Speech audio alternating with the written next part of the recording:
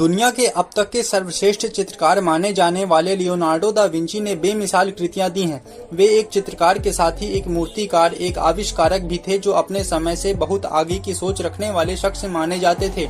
उनकी कृतियां बेमिसाल थी, जिनकी नकल करके भी लोग शोहरत हासिल कर लिया करते थे। लेकिन बताया जाता है कि मरते समय उन्हें इस बात का अफसोस था कि वे दुनिया को अपना बेहतरीन नहीं दे सके, इसलिए वे पूरी मानवता के गुनहगार हैं। इतिहास में दा विंची को उनकी मशहूर पेंटिंग मोनालिसा की वजह से ज्यादा पहचाना गया। यह एक लड़की का पोर्ट्रेट था जिसके बारे में बहुत सारी व्याख्याएं हुई। आज भी यह बहस का विषय है कि पोर्ट्रेट में यह लड़की मुस्कुरा रही है या फिर दुखी है। वहीं कुछ लोग का मानना है कि यह पेंटिंग दो अलग लड़कियों के आधे हिस्सों का मिश्रण है। इस पेंटिंग की लड़की के चेहरे के भावों को पढ़ना शोध का विषय रहा है। लेकिन मोनालिसा के अलावा उनकी बहुत सी कृतियां प्रसिद्ध हुई, जिनमें द लास्ट सफर एक ऐसी पेंटिंग थी जिसकी दुनिया में सबसे ज्यादा अनुकृतियां बनी। उनकी विट्रूवियन मैन एक महान धरोहर मानी जाती है जो उनकी शरीर विज्ञान के बारे में जानकारी देती है।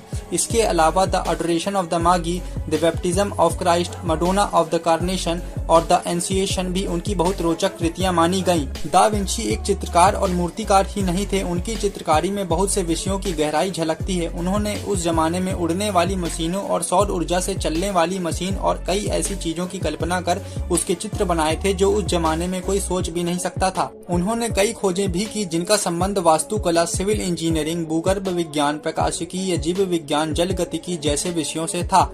लेकिन उनके आविष्कारों को उन्होंने कभी प्रकाशित नहीं कराया। शरीर विज्ञान पर तो उनकी जानकारी के बहुत से लोग कायल थे। उन्होंने अस्पतालों में मौजूद शवों के जरिए शरीर की संरचना का अध्ययन किया और उनके 240 चित्र बनाए। लियोनार्डो की चित्रकारी की शिक्षा पूरी हो जाने के बाद उन्होंने अपने गुरु विरोचियो के साथ जीसस क्राइस्ट के बैप्टिज्म की तस्वीर बनाई।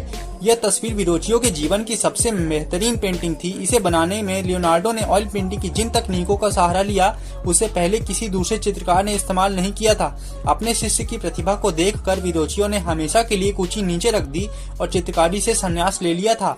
लियोनार्डो दा विंची का 2 मई 1519 को फ्रांस में निधन हो गया था। लाइफ फ्रॉम बिगिनिंग के मुताबिक उनके अंतिम शब्द थे, मैं ईश्वर और समस्त मानव जाति का गुनहगार हूँ। मेरा काम गुणवत्ता के उस स्तर तक नहीं पहुँच पाया जहाँ उसे पहुँचना चाहिए था। काम की उत्कृष्टता के प्रति ऐसी लगन उन्होंने जीवन भर दिखाई जो हमेशा ही दिखाई दी। वीडियो अच्छी लगी हो तो लाइक करें एंड चैनल को सब्सक्राइब करें।